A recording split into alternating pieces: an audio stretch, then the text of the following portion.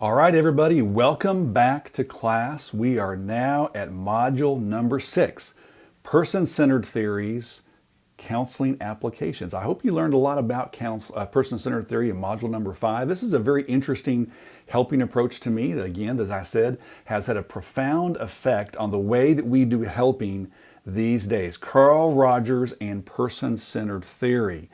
Many years ago, I had graduated with my master's degree in counseling, and I was working in a counseling center working on my LPC. So I was an LPC intern, we would say, and I was a clinical intern. And a man named Dr. Allen was a PhD LPC. He was my supervisor. He was my boss. He was also my LPC supervisor. And I was earning my LPC clinical hours. I was working for Dr. Allen and his business, and I was running groups. I was doing intakes and phone referrals. I had a little counseling caseload, and I would meet with Dr. Allen every week for supervision, and I was just learning how to become a counselor. And Dr. Allen was gone for 2 weeks, I remember distinctly, and he told me, he said, listen, I'm going to be gone for a couple of weeks, and so if you have any problems, I want you to go. I've already spoken to another counselor in the office. His name was Michael. And he said, I've told Michael that he's supposed to be available for you in case you have problems, and because I'm going to be unavailable attending this conference out of state. So I said, okay. So after about the second week, I had a problem. I was dealing with a very intense intake, a client who came in and was mildly suicidal. I had not dealt with a lot of people like that before. And I was really nervous about what to do. I did not know what to do.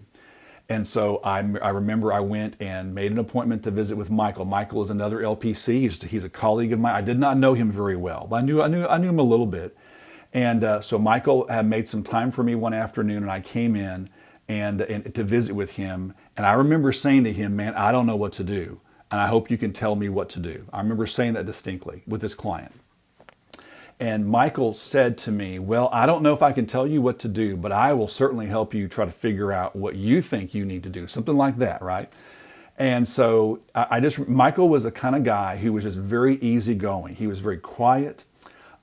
He was very confident, but like a quiet confidence. And I could very easily see how clients would like to talk to him. He kind of specialized in working with men who were kind of hard to work with. And Michael was one of those guys who did not take anything off anybody, but he was real easygoing as well, too. So he kind of had that quiet confidence. And I remember sitting down in his office, and as I began to talk to him about this client I was wrestling with, immediately I got the sense that as far as Michael was concerned, I was the only person in the world, in the room, right? I could tell he was listening to me. He had closed the door to his office. He was just, we would say in counseling, he was present. He wasn't like distracted. He was just kind of listening intently. I began to talk about this client and whatever, talk about what I was struggling with. And here's what Michael began to do. He began to do what we call reflection. He did not tell me what to do. And so here's kind of how that conversation with Michael went. I said, listen, I've got this guy I saw last night, and I don't know whether we need to go to the hospital or not. I started talking the story, whatever, talking. Michael, listen, I stopped talking for a second, and he said, man, I can really tell that you're worried about this. That was his response. I can really tell that you're worried about this, because he could tell I was worried. He could hear it. And I said, yeah, I'm worried. I mean, I started talking about not wanting to make a mistake. He said, yeah, in fact, he said, your worry is because you don't want to harm anybody because you're just getting started. You don't want to make a mistake, I was like, well, yeah, that's what yeah. So I began to talk about this client, and he said, and he started saying things to me like, I can just hear your confusion in your voice. You're kind of confused. You want to do the right thing, and it's not real clear what to do. He began to say things to me like, tell me more about that. Tell me more about feeling kind of like stuck. I said, okay. And so it was almost like I was getting like my own personal counseling from this colleague of mine, right? And I began to talk. He sat there, he listened, undivided attention. He just kept saying, okay. And he just kept saying, tell me a little bit more about it. And he would reflect back to me what he heard me say. He would say things like, so this guy's pretty complicated, it sounds like. So this case is kind of concerning to you. And he just kept me talking. And what I found was the more he used reflection, the more I talked. I mean, I was looking for direction. He wasn't giving me any direction. It was just reflection. But the more he reflected and the more that I realized, hey, this guy's listening to me, I just kept on talking. And guess what happened after about 10 minutes of that?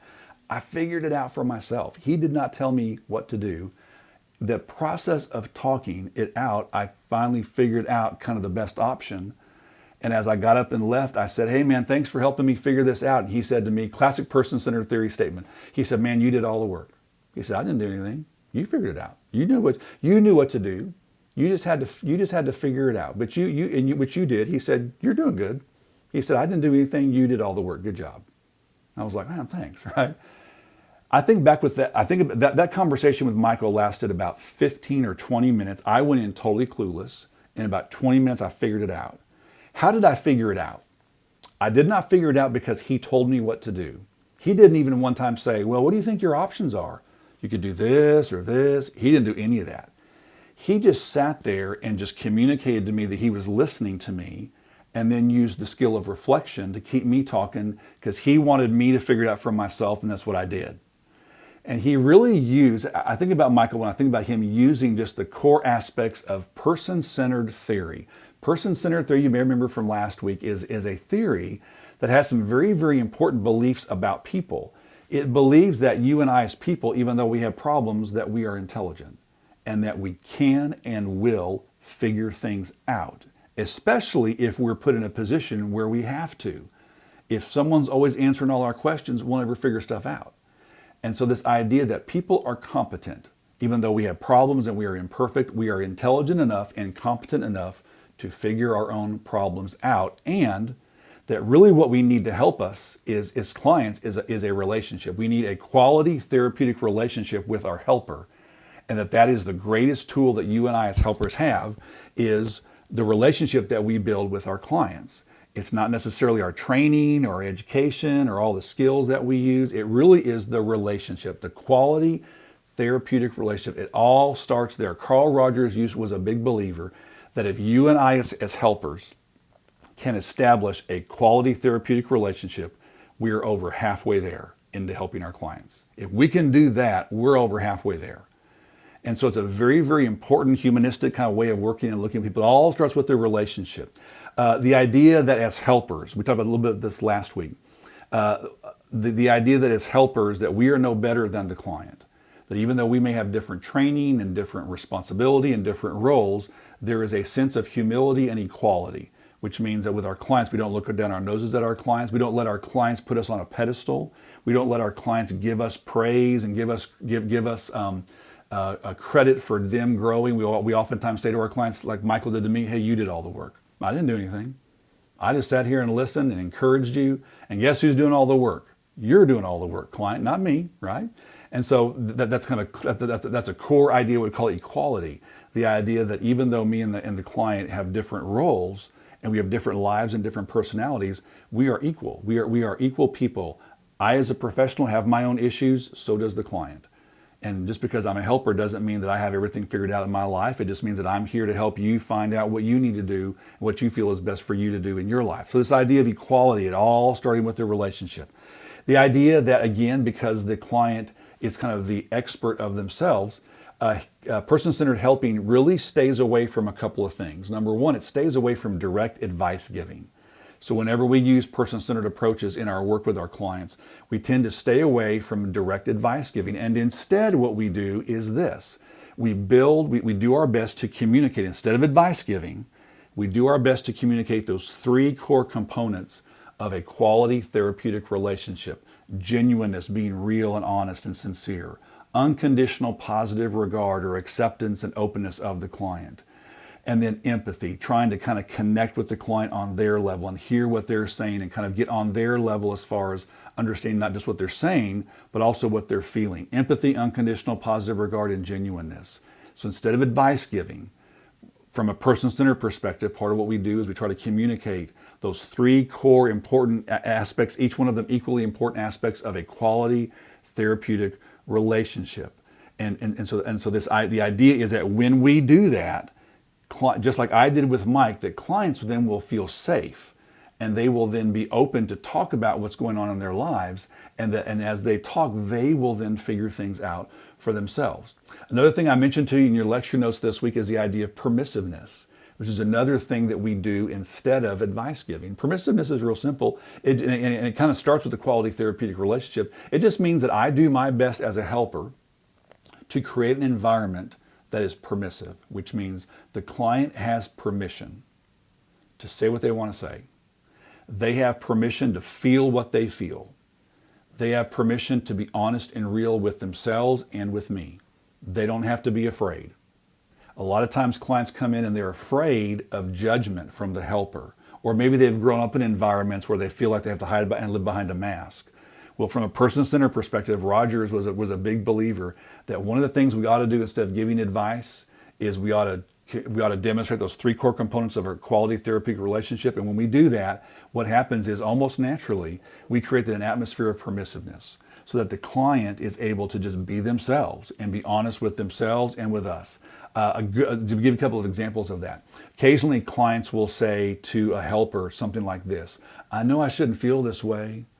I know I shouldn't think like this. I know this is bad. They'll sort of preempt their statement with kind of a, I know I shouldn't feel this way. Well, person-centered theory, with permissiveness, we would say to the client, well, how do you feel? You know what, instead of trying to judge whether how you feel is right or wrong, let's just talk about how you feel. And if you feel whatever, hey, there's no reason lying to yourself or lying to me about how you feel or trying to talk yourself about how you feel. If that's how you feel, let's talk about why you feel that way. It's okay. So in other words, there's no right or wrong as far as, because the idea is if a client says, I know I shouldn't feel this way, what they're communicating is they believe there's right and wrong ways to feel. Permissiveness is an idea that says, no, there's feelings. There's no right or wrong feeling, there's just feelings. And if you're excited, sad, upset, resentful, whatever, it is what it is.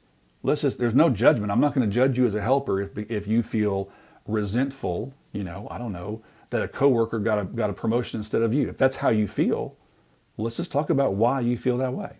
So there's no judgment here, right? And so this idea of communicating, this idea of permissiveness, that clients can be themselves, that they can be honest, trying to create an atmosphere where to the client where you can share anything that you want to with me. You can be whoever you are in this, as long as you are who you are in this place. It's okay. This is a safe place, right? One of the greatest compliments I've ever been given as a professor and also as a counselor was when either students or clients say to me, Glenn or Professor Killian, I came and told you this because I knew I could. I knew I could come and talk to you about this and you would hear what I had to say. You would not judge me. You would try to help me. That's one of the greatest compliments a helper or professor can ever get. I came and talked to you. I came and told you this because I knew that I could. That's called permissiveness, right? And we create the idea of permissiveness through the idea of being ourselves and being real, genuine, this idea of unconditional positive regard, communicating to the clients and those that we work with that we are open to them, that we're not judgmental of them, that we're respectful of them, and that we are empathetic, trying to be understanding and empathetic, seeing the world and the situation from the client's perspective and not just my own. And when we do that, we create this idea of permissiveness. So that's an important thing. Read a little bit more about that in your lecture notes this week as well too. And then here's this last idea, really, really, really important idea. If you were taking this class with me in the face-to-face setting, we have a long conversation about what's called non-directive helping. So person-centered theory is an approach. It is what we call a non-directive approach. So there's like a continuum, like a line. We could draw a line on a board, and down on this end are more directive approaches, and down on here are more non-directive approaches. And person-centered theory is more of a non-directive approach. Non-directive helping really is the example I started with at the very beginning of this video when I talked about my former coworker named Michael. Non-directive helping is just the idea where instead of me telling the client what to do, what I do is I communicate that I'm present in the moment with the client, and I use what's called reflection. Reflection is that basic skill that you learn, hopefully, in practicing your basic counseling skills class, where you listen intently to what the client is saying, not just what they're saying on what we call a content level. Content is just the facts of the story, but also on the emotional level, how I feel about the story, right? So when we listen actively, we call active listening. Active listening is listening for the content. What are the facts of what's going on? But also, too, we listen for the emotion. How does the client feel about what's going on? So it's a little deeper than just typical listening. Active listening, listening for emotion, listening for intent, listening for what's not being said, looking and listening to tone of voice and looking at facial expression and all the active listening stuff, right? And by communicating through active listening that we're open, what happens is the client will talk, and they'll talk, and they'll talk. And kind of, Rogers had this interesting humanistic idea, and the idea was, most of us know probably what we need to do, and if we don't, we'll figure it out. Kind of like Michael did with me. He did not tell me what to do. He just assumed that I could figure it out. So what did he do? He just sat there with me while I talked.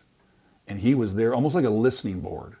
And he didn't tell, all he did was he just kind of was there listening to me. And I could tell I could tell from his responses that he really was listening to me. He really was trying to help me. And sure enough, after about 10 or 15 minutes of talking through all my, I don't know what I should, I don't know. Then the light bulb came on. And when the light bulb came on, I was like, well, you know what I think I'm going to do? I mean, he didn't tell me one thing to do. After talking it through for a little bit, I realized the best thing to do, and I kind of came to the conclusion myself. And he, at the end, said, hey, that's right, you figured it out. You could. I knew you would. Just a matter of just talking it through, right?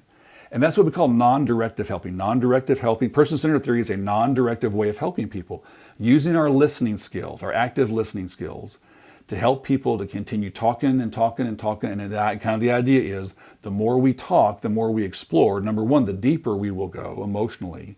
And then number two, we will eventually come up with our own solutions. And so in other words, the helper does not have to give the client solutions, because the client's going to come up with their own solutions. And how we do that is we do that through establishing a quality therapeutic relationship in a permissive atmosphere and using reflection. And staying away from, well, what about this? What about this? What about this? What about this? Now, we do that sometimes. But from a purely traditional Carl Rogers approach, we would stay away from that, and we would focus more on non-directive helping, the idea of helping the client to kind of figure things out for themselves. What is our role? Our role is to build a quality therapeutic relationship that's characterized by empathy, unconditional positive regard, and genuineness, which creates an atmosphere of permissiveness. And then we are present in the moment as we listen to our clients and give them feedback and just use reflection. And as we do that, our clients figure things out for themselves. It's kind of the idea. It's a radical idea that goes back to the days of Carl Rogers and person-centered theory. So that's a little summary of just kind of the highlights of these counseling applications that come from this really important theory. I want you to go and look at your lecture notes, read the passage in the part of the textbook chapter that Dr. Corey gives us, gives you some more information on how we use person-centered theory in helping perspectives. Do your discussion questions, do your homework. Come back next week as we head on to our next theory, and I'll see you then.